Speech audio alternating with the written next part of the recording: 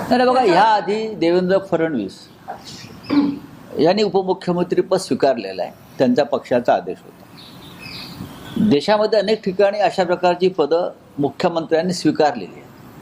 महाराष्ट्राच्या मंत्रिमंडळामध्ये अशोक चव्हाण हे मुख्यमंत्रीपदी राहिलेले नेते हे मंत्री म्हणून माननीय उद्धव ठाकरे यांच्या मंत्रिमंडळामध्ये होते. शिवाजीराव पाटील निलंगेकर हे मुख्यमंत्री होते, त्यानंतर ते मंत्री म्हणून त्यांनी काम केलेलं आहे.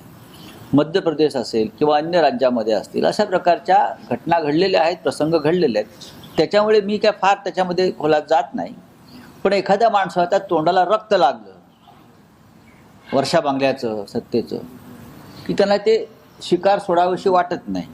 माननीय उद्धव ठाकरे यांना जेव्हा असं वाटलं की मी बहुमत गमावलेलं आणि मी आता पदाला चिटकून राहणं योग्य नाही, तेव्हा त्यांनी तात्काळ राजीनामा दिला आणि वर्षा बांगला सोडला.